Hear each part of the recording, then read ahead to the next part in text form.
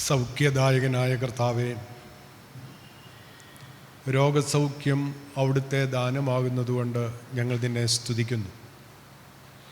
വിശ്വാസത്തോടും പ്രാർത്ഥനയോടും കൂടെ അടുത്തു വരുവാനും രോഗസൗഖ്യത്തിന് പങ്കാളികളാകുവാനും അവിടുന്ന് സഹായിക്കണമേ. തിരുവചനം സംസാരിപ്പാൻ ബലഹീനനായ അടിയനെ ബലപ്പെടുത്തണം. കേൾക്കുവാൻ നിൻ്റെ മക്കളുടെ ഹൃദയങ്ങളെയും ഒരുക്കണമെന്ന് യേശു രക്ഷിതാവിൻ്റെ വിലയേറിയ നാമത്തിൽ പ്രാർത്ഥന കേൾക്കണമേ. ആമേൻ.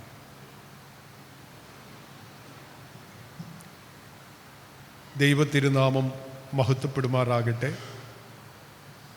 ഏറ്റവും സ്നേഹമുള്ള ടിയോ ഉമ്മനച്ചൻ, കൂടി വന്നിരിക്കുന്ന പ്രിയപ്പെട്ട സഹോദരി സഹോദരങ്ങളെ, നിങ്ങൾക്കെല്ലാവർക്കും യേശു ക്രിസ്തുവിൻ്റെ നാമത്തിലുള്ള സ്നേഹവന്ദനം ഞാൻ അറിയിക്കുന്നു. 2 രാജാക്കന്മാരുടെ പുസ്തകം 20-ാം അധ്യായം 5-ാമത്തെ വാക്യം. ഈ വാക്യത്തിൻ്റെ പശ്ചാത്തലം നമുക്ക് അറിവുള്ളതാണ്. ഹിസ്കിയ രാജാവ് മരിക്കത്തക്ക രോഗം ബാധിച്ചു. യെശയ്യാ പ്രവാചകൻ അവൻ്റെ അടുക്കൽ വന്ന് അവനോട് പറഞ്ഞു, നീ മരിച്ചു പോകും, നിന്റെ ഗ്രഹകാര്യം ക്രമപ്പെടുത്തുക എന്ന്. ഹിസ്കിയാവ് മുഖം ചുവരിന് നേരെ തിരിച്ച് ഏറ്റവും ദുഃഖിച്ച് ദൈവത്തോട് കരഞ്ഞ് പ്രാർത്ഥിച്ചു. പ്രവാചകൻ മടങ്ങി വന്ന് ദൈവത്തിൻ്റെ അരുളപ്പാട് അറിയിക്കുന്നതാണ് 2 രാജാക്കന്മാരുടെ പുസ്തകം 20-ാം അധ്യായം 5-ാം വാക്യം. ഞാൻ നിന്റെ പ്രാർത്ഥന കേട്ട് നിന്റെ കണ്ണുനീർ കണ്ടിരിക്കുന്നു. ഞാൻ നിന്നെ സൗഖ്യമാക്കും. ഞാൻ നിന്റെ പ്രാർത്ഥന കേട്ട് നിന്റെ കണ്ണുനീർ കണ്ടിരിക്കുന്നു. ഞാൻ നിന്നെ സൗഖ്യമാക്കും. സൗഖ്യം ദൈവികമാണ്. ദൈവം സൗഖ്യദായകനാണ്. അവൻ്റെ പേര് യഹോവ റാഫ, the Lord who heals. Jehovah Rapha. പുറപ്പാട് പുസ്തകം 15-ാം അധ്യായം 26-ാമത്തെ വാക്യത്തിൽ ദൈവത്തിൻ്റെ പ്രത്യേകതയായി പറയുന്നത്, ഞാൻ നിന്നെ സൗഖ്യമാക്കുന്ന യഹോവയാകുന്നു. ഞാൻ നിന്നെ സൗഖ്യമാക്കുന്ന യഹോവയാകുന്നു. 2008 ഞങ്ങളുടെ മകൻ്റെ ബ്രെയിൻ സർജറിക്ക് വേണ്ടി ഞങ്ങൾ വെല്ലൂർ ആശുപത്രിയിൽ അഡ്മിറ്റഡായിരുന്നു. ഒരു ക്രിട്ടിക്കലായിട്ടുള്ള ഓപ്പറേഷനായിരുന്നു അത്. ഞങ്ങളെ കിടക്കുന്ന ആ വാർഡിൻ്റെ സമീപത്തുകൂടെ നാം വെളിയിലേക്ക് പോകുമ്പോൾ മറ്റൊരു വാർഡിൻ്റെ മുകളിൽ എഴുതിയിരിക്കുന്ന ഒരു വാക്യമാണിത്, ഞാൻ നിന്നെ സൗഖ്യമാക്കുന്ന യഹോവയാണ്. ഞങ്ങൾ വളരെ ഡിപ്രസ്ഡ് ആയിരുന്നു ഒരർത്ഥത്തിൽ. കാരണം ക്രിട്ടിക്കലായിട്ടുള്ള ഓപ്പറേഷനാണ്. ഡോക്ടർമാർ അത് പലവരും ഞങ്ങളോട് പറയുകയും ചെയ്തു. വെളിയിലേക്ക് പോകുമ്പോഴൊക്കെ ആ ബിൽഡിങ്ങിൻ്റെ സമീപത്തുകൂടെ പോകും, വേറൊന്നിനുമല്ല, ഈ വാക്യം വായിക്കാൻ. ഈ വാക്യത്തെക്കുറിച്ച് പലവരും ഞാൻ പ്രസംഗിച്ചിട്ടുണ്ട്, വായിച്ചിട്ടുണ്ട്, പ്രാർത്ഥിച്ചിട്ടുണ്ട്. പക്ഷേ ആ ബിൽഡിങ്ങിൻ്റെ മുകളിൽ ഇത് എഴുതി വച്ചിരിക്കുന്നത് വീണ്ടും കാണുമ്പോൾ ഒരു ആശ്വാസം തോന്നുന്നത് സ്വാഭാവികമായിരുന്നു. ദൈവം പ്രാർത്ഥന കേൾക്കുന്നവനാണ്, മറുപടി തരുന്നവനാണ്. ദൈവം സൗഖ്യദായകനാണ്. Jesus is the compassionate healer. യേശു അനുകമ്പയുള്ള സൗഖ്യദായകനാണ്. ദൈവത്തിൻ്റെ സ്വഭാവത്തിൽ അന്തർലീനമാണ് സൗഖ്യം. ദൈവം നൽകുന്ന സൗഖ്യം പൂർണ്ണമാണ്. ശാരീരിക സൗഖ്യം മാത്രമല്ല ദൈവം നൽകുന്നത്, mentally, physically, spiritually and socially. ഇപ്പോൾ ഒരു മനുഷ്യൻ്റെ ജീവിതത്തിൽ മാനസികമായും സാമൂഹികമായും ശാരീരികമായും അവന് സൗഖ്യം നൽകുവാൻ യേശുവിന് സാധിക്കും. 40-ാം സങ്കീർത്തനം 2-ാം വാക്യം പ്രസക്തമാകുന്നത് ഇവിടെയാണ്. നാശകരമായ കുഴിയിൽ നിന്നും കുഴഞ്ഞ ചേറ്റിൽ നിന്നും അവൻ എന്നെ കയറ്റി, പാറമേൽ എന്നെ നിർത്തി, എൻ്റെ ഗമനത്തെ സ്ഥിരമാക്കി, എൻ്റെ വായിൽ പുതിയൊരു പാട്ട് തന്നു എന്ന്. സൗഖ്യം ശാരീരികമായി മാത്രമല്ല, ഞാൻ പറഞ്ഞതുപോലെ മാനസികമായും സാമൂഹ്യമായും മതപരമായും എനിക്കും നിങ്ങൾക്കും സൗഖ്യം വളരെ അനിവാര്യമാണ്. പാപത്തിൻ്റെ കരാളഹസ്തത്തിൽ വീണ് ഉഴലുന്ന മനുഷ്യന് സൗഖ്യം പ്രധാനമാണ്. നാശകരമായ കുഴിയിൽ നിന്നും കുഴഞ്ഞ ചേറ്റിൽ നിന്നും അവൻ എന്നെ കയറ്റി എന്ന് സങ്കീർത്തനക്കാരൻ പറയുമ്പോൾ എൻ്റെ പാപത്തിൽ നിന്ന് എൻ്റെ ദൈവം എന്നെ വീണ്ടെടുത്തു എന്നുള്ള സന്തോഷമാണ് നമുക്കവിടെ കാണാനായിട്ട് കഴിയുന്നു.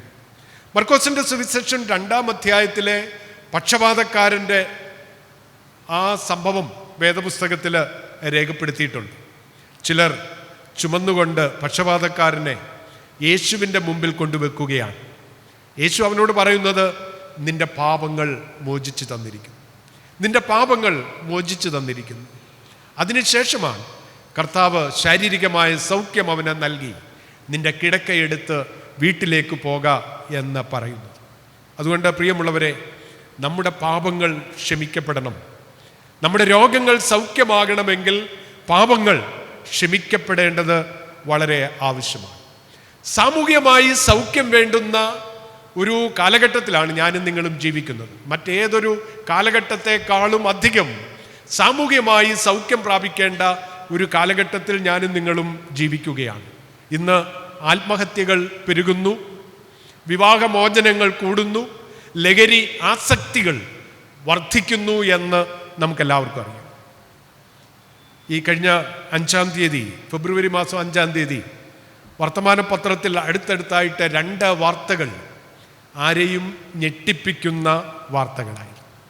ഒരു വാർത്തയുടെ ഹെഡിങ് ആയിട്ട് ഞാൻ വായിച്ച പത്രത്തിൽ കൊടുത്തിരുന്നത് മരണക്കളി എന്നാണ്. മരണക്കളി, ഗെയിമില്ലാതെ ഞങ്ങൾക്ക് ജീവിക്കാനാവില്ല, ഇതാണ് ഞങ്ങളുടെ ലോകം എന്ന് ഡയറിക്കുറിപ്പ് എഴുതി വെച്ചിട്ട് 3 സഹോദരിമാര് ആത്മഹത്യ ചെയ്തു. UP-യിലാണ്, ഗാസിയാബാദിൽ 16, 14, 12 വയസ്സ് പ്രായമുള്ള 3 സഹോദരിമാർ ഒന്നിച്ച് 9-ാം നിലയിൽ നിന്ന് താഴേക്ക് ചാടി ആത്മഹത്യ ചെയ്തു.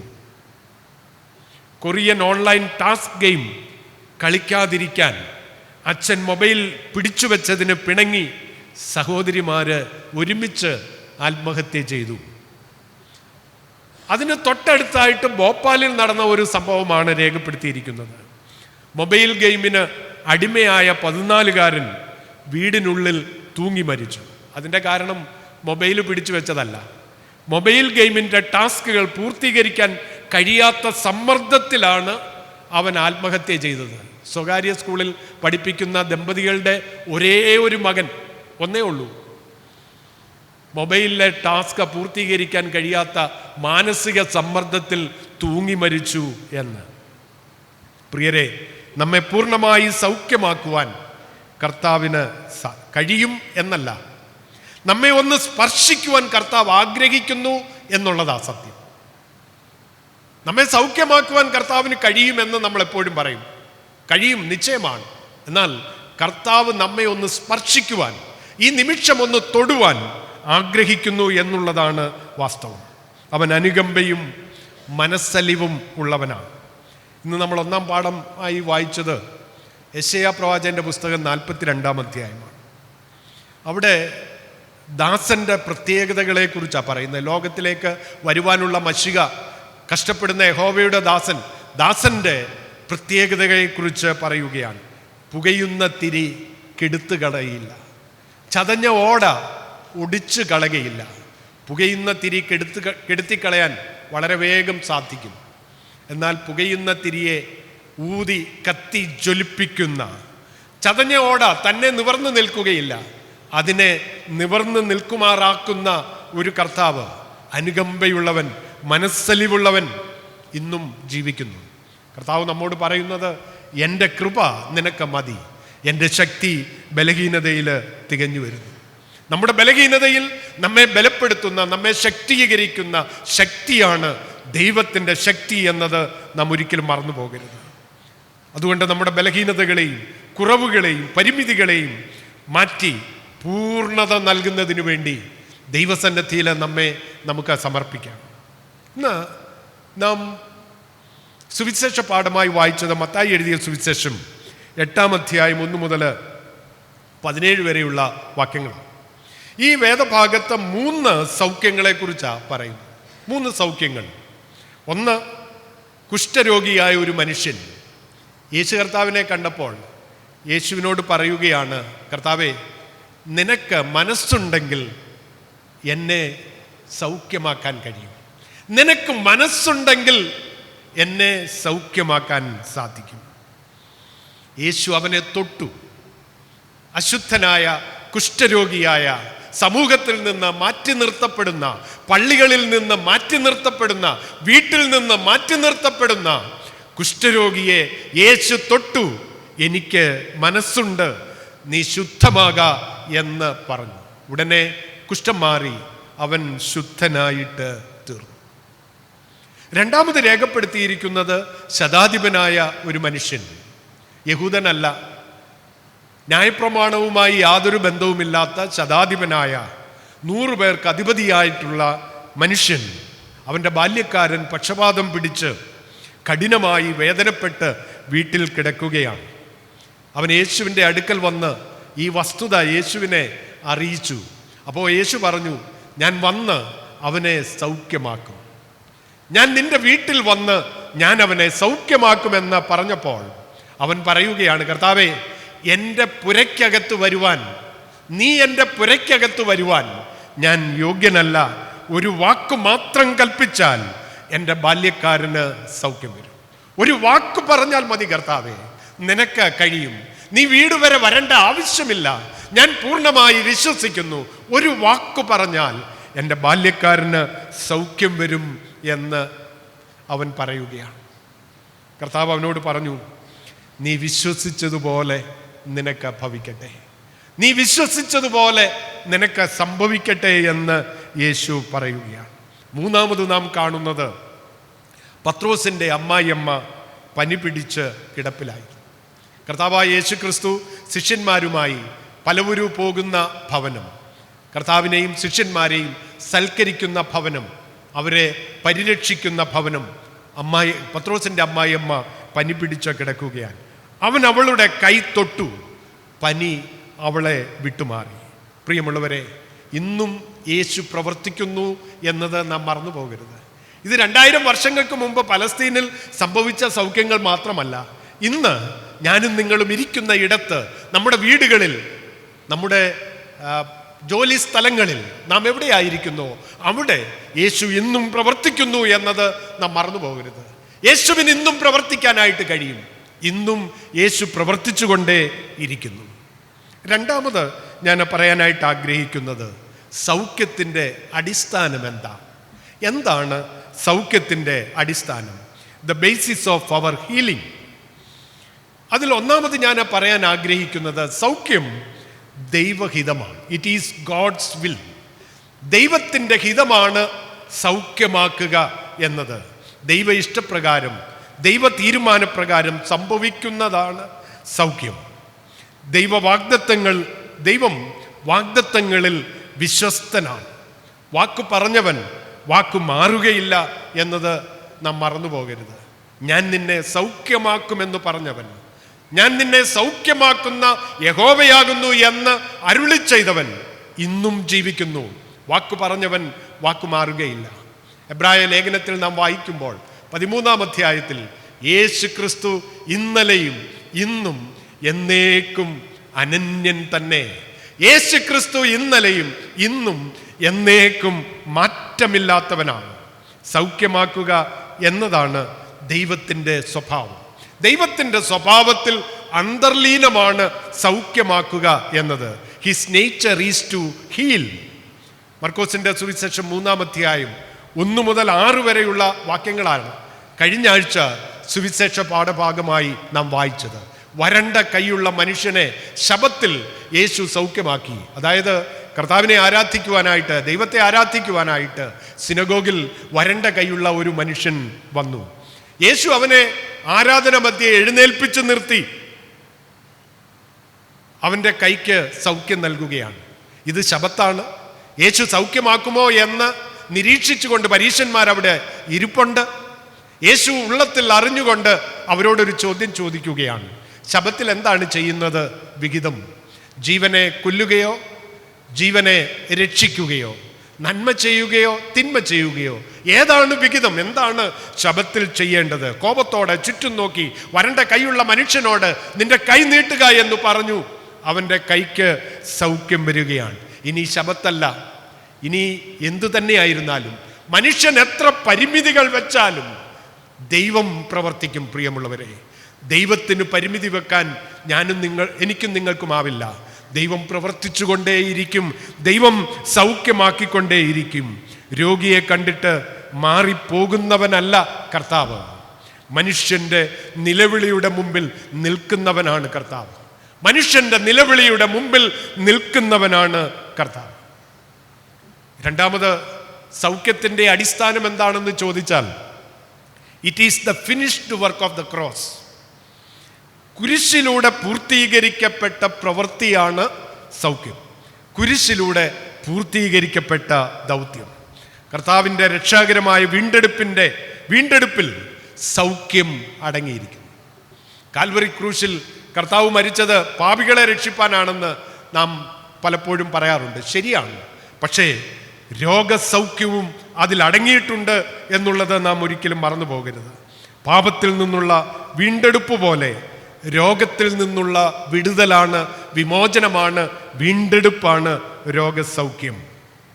പത്രോസിൻ്റെ ലേഖനം നാം വായിക്കുമ്പോൾ, പത്രോസ് എഴുതിയ 1-ാം ലേഖനം 2-ാം അധ്യായം അതിൻ്റെ 24-ാമത്തെ വാക്യം, 1 പത്രോസ് 2-ാം അധ്യായം 24-ാമത്തെ വാക്യം. ഞാൻ ആ വാക്യം വായിക്കാം. നാം പാപം സംബന്ധിച്ച് മരിച്ച് നീതിക്ക് ജീവിക്കേണ്ടതിന് അവൻ തൻ്റെ ശരീരത്തിൽ നമ്മുടെ പാപങ്ങളെ ചുമന്നുകൊണ്ട് ക്രൂശിന്മേൽ കയറി അവൻ്റെ അടിപ്പിണരാൽ നിങ്ങൾക്ക് സൗഖ്യം വന്നിരിക്കുന്നു. അവൻ്റെ അടിപ്പിണരാൽ നിങ്ങൾക്ക് സൗഖ്യം വന്നിരിക്കുന്നു. ഇത് ഒരു കൊട്ടേഷനാണ്. യെശയ്യാ പ്രവാചകന്റെ പുസ്തകം 53-ാം അധ്യായം 4-ാം വാക്യം. സാക്ഷാൽ നമ്മുടെ രോഗങ്ങളെ അവൻ വഹിച്ചു, നമ്മുടെ വേദനകളെ അവൻ ചുമന്നു. അതുകൊണ്ട് പ്രിയമുള്ളവരെ, നമ്മുടെ വേദനകളെയും നമ്മുടെ രോഗത്തെയും നമ്മുടെ പാപത്തെയും വഹിച്ചുകൊണ്ട് യേശു കർത്താവ് ക്രൂശിന്മേൽ കയറി അവൻ്റെ അടിപ്പിണരാൽ നമുക്ക് സൗഖ്യം വന്നിരിക്കുന്നു. അതാ സൗഖ്യത്തിൻ്റെ അടിസ്ഥാനം. മൂന്നാമതായിട്ട് എന്താണ് സൗഖ്യത്തിൻ്റെ അടിസ്ഥാനമെന്ന് ചോദിച്ചാൽ, കർത്താവിൻ്റെ പ്രവർത്തനത്തിലെ അനുകമ്പയാണ് രോഗസൗഖ്യം. അവൻ അനുകമ്പയുള്ളവനാണ്, മനസ്സലിവുള്ളവനാണ്. Compassion in action. രോഗികളെ കണ്ട് മനസ്സലിയുന്ന ദൈവമാണ് നമ്മുടെ കർത്താവ്. മർക്കോസിന്റെ സുവിശേഷം 1-ാം അധ്യായം 41-ാം വാക്യം നാം വായിക്കുമ്പോൾ, കുഷ്ഠരോഗിയെ കണ്ട് മനസ്സലിഞ്ഞ കർത്താവ് കൈനീട്ടി അവനെ തൊട്ടു. കുഷ്ഠരോഗിയെ കണ്ട് മനസ്സലിഞ്ഞ കർത്താവ് കൈനീട്ടി അവനെ തൊട്ടു. മത്തായി എഴുതിയ സുവിശേഷം 20-ാം അധ്യായം 34-ാം വാക്യത്തിൽ 2 കുരുടന്മാർ കർത്താവേ, ദാവീദ് പുത്ര, ഞങ്ങളോട് കരുണ തോന്നണമേ എന്ന് നിലവിളിച്ചപ്പോൾ യേശു മനസ്സലിഞ്ഞു അവരെ തൊട്ടു. ദൈവത്തിൻ്റെ മനസ്സലിവാണ് രോഗസൗഖ്യം. ദൈവത്തിൻ്റെ അനുകമ്പയാണ് രോഗസൗഖ്യം. നാം വേദനിക്കുമ്പോൾ മനസ്സലിയുന്ന ഒരു കർത്താവ്, അവൻ നമ്മെ വിട്ട് മാറിപ്പോകുന്നില്ല, അവൻ നമ്മെ വിട്ട് അകലേക്ക് പോകുന്നില്ല. ഞാനും നിങ്ങളും വേദനിക്കുമ്പോൾ, രോഗത്തിൻ്റെ അവസ്ഥയിൽ നെടുവീർപ്പിടുമ്പോൾ, ഇനി എന്ത് ചെയ്യുമെന്നറിയാതെ ഞാനും നിങ്ങളും നിലവിളിക്കുമ്പോൾ നമ്മോട് അടുത്തു വരുന്നവനാണ് നമ്മുടെ കർത്താവ് എന്നത് നാം ഒരിക്കലും മറക്കരുത്. മൂന്നാമതായിട്ട്, റിസീവിങ് അവർ ഹീലിംഗ്. ദൈവദാനമായ സൗഖ്യം എങ്ങനെ പ്രാപിക്കാം?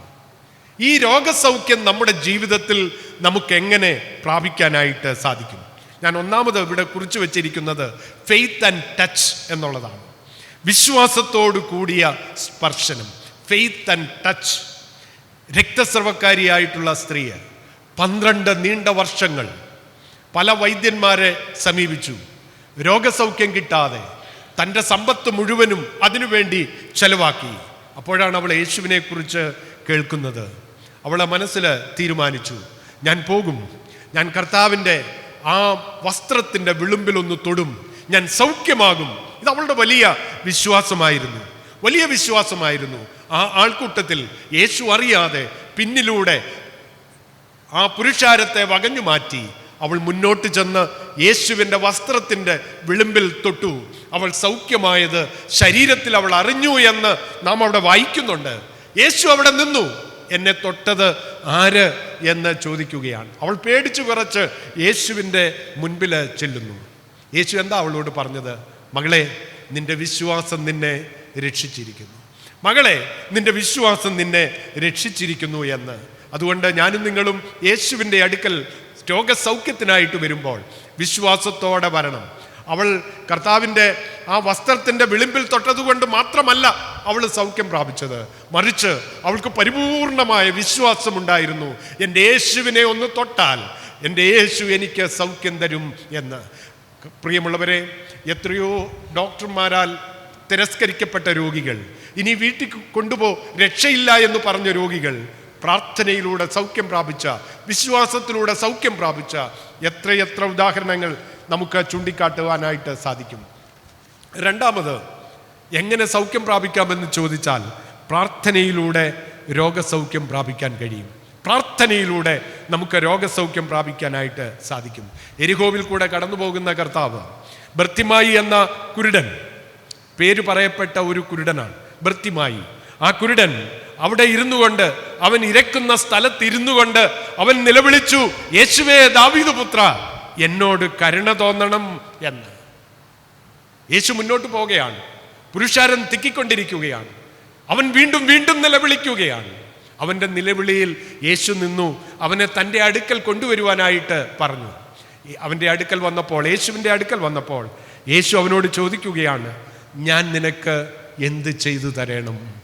ഞാൻ നിനക്ക് എന്ത് ചെയ്തു തരണം എന്ന് ചോദിച്ചപ്പോൾ അവൻ പറഞ്ഞു, കർത്താവേ, എനിക്ക് കാഴ്ച കിട്ടണം, എനിക്ക് കാഴ്ച കിട്ടണമെന്ന് അവൻ പറയുകയാണ്. അതുകൊണ്ട് നമുക്ക് കാഴ്ച കിട്ടണമെങ്കിൽ, നമ്മുടെ രോഗം സൗഖ്യമാകണമെങ്കിൽ cry out to the Lord. ദൈവത്തോട് കരഞ്ഞ് നിലവിളിക്കുക. ദൈവത്തോട് കരഞ്ഞ് നിലവിളിക്കുക.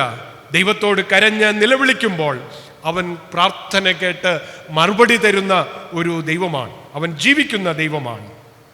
മൂന്നാമതായിട്ട് ഇവിടെ രോഗസൗഖ്യത്തിൻ്റെ അടിസ്ഥാനം എന്താണ് എന്ന് ചോദിച്ചാൽ ദൈവവചനത്തിൻ്റെ അധികാരമാണ് രോഗസൗഖ്യം. Authority of his word. ദൈവവചനത്തിൻ്റെ അധികാരം. തൻ്റെ വാക്കുകൊണ്ട് യേശു രോഗികളെ സൗഖ്യമാക്കി. തൻ്റെ വാക്കുകൊണ്ട് യേശു രോഗികളെ സൗഖ്യമാക്കി. ആത്മാവിനെയും ശരീരത്തെയും അവൻ യഥാസ്ഥാനപ്പെടുത്തി എന്ന് നാം വായിക്കുന്നു. ആത്മാവിനെയും ശരീരത്തെയും അവൻ യഥാസ്ഥാനപ്പെടുത്തി. മത്തായി എഴുതിയ സുവിശേഷം 8-ാം അധ്യായം 16-ാമത്തെ വാക്യം. വൈകുന്നേരം ആയപ്പോൾ പല ഭൂതഗ്രസ്തരെയും അവൻ്റെ അടുക്കൽ കൊണ്ടുവന്നു. അവൻ വാക്കുകൊണ്ട് ദുരാത്മാക്കളെ പുറത്താക്കി സകല ദീനക്കാർക്കും സൗഖ്യം വരുത്തി. അവൻ വാക്കുകൊണ്ട് ദുരാത്മാക്കളെ പുറത്താക്കി സകല ദീനക്കാർക്കും സൗഖ്യം വരുത്തി എന്ന് രേഖപ്പെടുത്തിയിരിക്കുകയാണ്. സ്വർഗത്തിലും ഭൂമിയിലും സകല അധികാരവുമുള്ള ദൈവത്തിൻ്റെ വചനം ചൊല്ലി പ്രാർത്ഥിക്ക്, സൗഖ്യം ലഭിക്കും. ദൈവത്തിൻ്റെ വചനം ചൊല്ലി പ്രാർത്ഥിക്കാൻ കഴിയണം. ദൈവിക വാഗ്ദത്തങ്ങൾ ചൊല്ലി പ്രാർത്ഥിക്കാൻ കഴിയുമ്പോൾ പ്രിയമുള്ളവരെ, എനിക്കും നിങ്ങൾക്കും സൗഖ്യം ലഭിക്കും. ഹീലിംഗ് മിനിസ്ട്രി, സൗഖ്യ ശുശ്രൂഷയിൽ സഭയുടെ റോൾ എന്താണ്? ഈ ഹീലിംഗ് മിനിസ്ട്രിയിൽ, സൗഖ്യദായക ശുശ്രൂഷയിൽ സഭയുടെ റോൾ എന്താണ് എന്ന് ഞാനും നിങ്ങളും ചിന്തിക്കണം. സഭയ്ക്ക് എന്തുകൊണ്ടാണ് ഇത്ര അധികം ആശുപത്രികൾ എന്ന് ഹൈന്ദവനായ ഒരു വ്യക്തി ചോദിക്കുകയുണ്ടായി. മറുപടി ഇത് മാത്രമേ ഉള്ളൂ. യേശു രോഗികളെ സൗഖ്യമാക്കുന്നവനാണ്, അനുകമ്പയോടുകൂടെ കാണുന്നവനാണ്, മനസ്സലിവോടുകൂടെ കാണുന്നവനാണ്. അവൻ്റെ സ്വഭാവം ഉൾക്കൊള്ളുന്നവർ ഈ ശുശ്രൂഷയിൽ പങ്കാളികളാകുമെന്നതിന് സംശയമൊന്നുമില്ല. രോഗികൾക്ക് വേണ്ടി പ്രാർത്ഥിക്കുവാൻ, വിശ്വാസ സമൂഹത്തിന് സാധിക്കണം. രോഗികൾക്ക് വേണ്ടി പ്രാർത്ഥിക്കുവാൻ വിശ്വാസ സമൂഹത്തിന് സാധിക്കണം. യേശുവിൻ്റെ അധികാരമുള്ള നാമത്തിൽ അനേക രോഗികൾക്ക് വേണ്ടി, വേദനയിൽ ഇരിക്കുന്നവർക്ക് വേണ്ടി പ്രാർത്ഥിക്കുവാനായിട്ട് സാധിക്കണം. ബുധനാഴ്ച വൈകിട്ട് 6:30 നമ്മൾ ഓൺലൈനൊക്കെ മാറ്റി മധ്യസ്ഥ പ്രാർത്ഥന ക്രമീകരിച്ചിരിക്കുകയാണ്. എന്തിനായി മധ്യസ്ഥ പ്രാർത്ഥന? 1 മണിക്കൂർ നേരം ഇരുന്ന് നാം പ്രാർത്ഥിക്കുകയാണ്.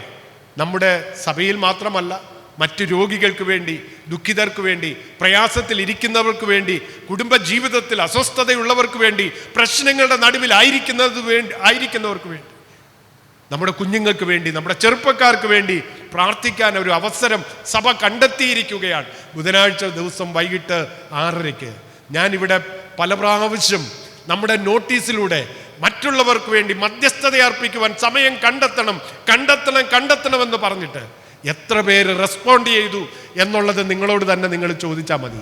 നമ്മൾ വിചാരിക്കുന്നത് വെറും ഒരു അധര വ്യായാമമാണ് അതെന്നാണ്. പക്ഷേ അത് അനേകർക്ക് സൗഖ്യം കൊടുക്കുന്ന അനുഭവമാണ്. ഈ സൗഖ്യദായക ശുശ്രൂഷയിൽ പ്രിയമുള്ളവരെ, നമുക്ക് അല്പസമയം മാറ്റിവെക്കാൻ കഴിയുമോ? ആഴ്ചയിൽ ഒരിക്കൽ 1 മണിക്കൂർ വേദനിക്കുന്നവർക്ക് വേണ്ടി പ്രാർത്ഥിക്കാൻ, ദുഃഖിക്കുന്നവർക്ക് വേണ്ടി പ്രാർത്ഥിക്കാൻ, പ്രശ്നങ്ങളിൽ അകപ്പെട്ടവർക്ക് വേണ്ടി പ്രാർത്ഥിക്കുവാൻ നമ്മുടെ ജീവിതത്തിൽ നമുക്ക് ഇടയാകണം. എൻ്റെ ചിന്തയിൽ, എൻ്റെ അഭിപ്രായത്തിൽ സഭയ്ക്ക് രോഗശാന്തി ശുശ്രൂഷ തന്നെ ഉണ്ടാവണം.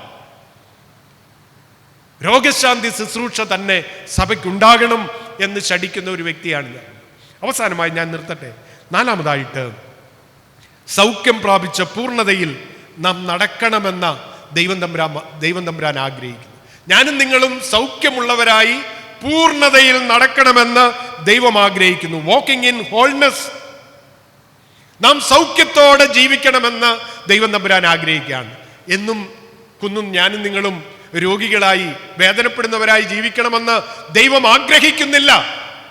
നമ്മെക്കുറിച്ചുള്ള ദൈവത്തിൻ്റെ ഇഷ്ടം, താല്പര്യം, ആഗ്രഹം ഞാനും നിങ്ങളും സൗഖ്യമുള്ളവരായി ജീവിക്കണം എന്നാണ്. ദൈവം സൗഖ്യം തരും നിശ്ചയം. എന്നാൽ സൗഖ്യം പ്രാപിച്ചവർ നന്ദിയുള്ളവരാകണം. ഇന്ന് നമ്മൾ വായിച്ച സങ്കീർത്തനം വളരെ ഫെമിലിയറാണ് നമുക്ക്. 103-ാം സങ്കീർത്തനം 2-3 വാക്യങ്ങൾ. എൻ മനമേ യഹോവയെ വാഴ്ത്തുക, അവൻ്റെ ഉപകാരങ്ങളൊന്നും മറക്കരുത്. അവൻ നിന്റെ അകൃത്യമൊക്കെയും മോചിക്കുന്നു, നിന്റെ സകല രോഗങ്ങളെയും സൗഖ്യമാക്കുന്നു. അതുകൊണ്ട് പ്രിയമുള്ളവരെ, നാം നന്ദിയുള്ളവരായി തീരണം. ദൈവത്തിന് നന്ദി അർപ്പിക്കുന്നവരായി തീരണം. 50-ാം സങ്കീർത്തനത്തില് സങ്കീർത്തനക്കാരൻ പറയുകയാണ്, സ്തോത്രമെന്ന യാഗം അർപ്പിക്കുന്നവൻ എന്നെ മഹത്വപ്പെടുത്തുന്നു എന്ന്. കർത്താവ് നടന്നു പോകയിൽ 10 കുഷ്ഠരോഗികൾ അവന് എതിർദിശയിലൂടെ പോവുകയാണ്. അവർ യേശുവിനെ കണ്ട് യേശുവിനോട് അവർ നിലവിളിച്ചു. സൗഖ്യത്തിനു വേണ്ടിയുള്ള നിലവിളി. കർത്താവ് നിങ്ങളെ പോയി പുരോഹിതനെ കാണിച്ചു കൊടുക്കാനായിട്ട് പറഞ്ഞു. അവർ പോകയിൽ 10 പേരും സൗഖ്യമായി. സൗഖ്യം വന്നത് കണ്ടപ്പോൾ ഒരുവൻ തിരിച്ചു വന്ന് യേശുവിൻ്റെ മുമ്പിൽ മുട്ടുകുത്തി യേശുവിന് നന്ദി പറയുകയാണ്. അപ്പോൾ കർത്താവ് ചോദിക്കുന്നുണ്ട്, 10 പേര് സൗഖ്യം പ്രാപിച്ചല്ലോ, ബാക്കി 9 പേര് എവിടെ എന്ന് ചോദിക്കുന്നുണ്ട്. പലപ്പോഴും ടേക്ക് ഇറ്റ് ഫോർ ഗ്രാൻഡഡ് എന്ന രീതിയിൽ നാം അങ്ങ് പോകുകയാണ്. സൗഖ്യം ദൈവത്തിൻ്റെ ദാനമാണ്. എന്നാൽ നാം നന്ദിയുള്ളവരായി തീരേണ്ടത് വളരെ ആവശ്യമാണ്. ദൈവം സൗഖ്യം തരുമെന്ന വിശ്വാസം, കോൺഫിഡൻസ് എനിക്ക് നിങ്ങൾക്കുണ്ടായിരിക്കണം. ദൈവം സൗഖ്യം തരും, അത് നമ്മുടെ ഉറച്ച വിശ്വാസമായിരിക്കണം, നമ്മുടെ കോൺഫിഡൻസ് ആയിരിക്കണം. ദൈവം സൗഖ്യം തരുമെന്നുള്ളത് ഒന്നല്ല, അനവധി പ്രാവശ്യം നമ്മുടെ ജീവിതത്തിൽ രോഗം വരും. രോഗത്തിൽ നാം ഭയപ്പെടേണ്ട ആവശ്യമില്ല. കാരണം രോഗത്തിൻ്റെ മേൽ അധികാരമുള്ളവനാണ് യേശു. അവൻ രോഗത്തിനും കർത്താവാണ്. പ്രിയരെ, നമ്മുടെ രോഗങ്ങൾ, നമ്മുടെ വേദനകൾ, നമ്മുടെ ഭാരങ്ങൾ, നമ്മുടെ പ്രയാസങ്ങൾ എല്ലാം യേശു കർത്താവിൻ്റെ മുമ്പിൽ സമർപ്പിക്കുക. വിശ്വാസത്തോടെ യേശുവിനോട് പ്രാർത്ഥിക്കുക. അവൻ സൗഖ്യദായകനാണ്, അവൻ മരുന്നും വൈദ്യനുമാണ്, അവൻ സൗഖ്യം തരും നിശ്ചയം. നമുക്ക് അറിയാവുന്ന ഒരു പാട്ടാണല്ലോ സർവസൃഷ്ടികളും ഒന്നായി എന്നുള്ള. ആ പാട്ടിൻ്റെ ഒരു ചരണം പാടി ഞാൻ അവസാനിപ്പിക്കുകയാണ്. രോഗശയ്യയിലെനിക്കു സഹായകനും രാക്കാല ഗീതവുമവൻ. രോഗശയ്യയിലെനിക്കു സഹായകനും രാക്കാല ഗീതവുമവൻ. നല്ല വൈദ്യനു ദിവ്യ ഔഷധവുമൻ ആത്മസഖിയുമവൻ തന്നെ. ദിവ്യ ഔഷധവുമൻ ആത്മസഖിയുമവൻ തന്നെ. യേശു മാറാത്തവൻ, യേശു മാറാത്തവൻ, യേശു മാറാത്തവൻ. ഹാ എത്ര നല്ലവൻ, ഇന്നുമെന്നു കൂടെയുള്ളവൻ. യേശു യേശു മാറാത്തവൻ, യേശു മാറാത്തവൻ. ഹാ എത്ര നല്ലവൻ, എന്നുമെന്നും കൂടെയുള്ളവൻ. ഇപ്പോൾ പിതാവായ ദൈവത്തിനും പുത്രനായ ദൈവത്തിനും പരിശുദ്ധാത്മാവായ ദൈവത്തിനും സകല ബഹുമാനവും മഹത്വവും കാലാവസാനം കൂടാതെ ഉണ്ടായിരിക്കുമാറാകട്ടെ. ആമേൻ.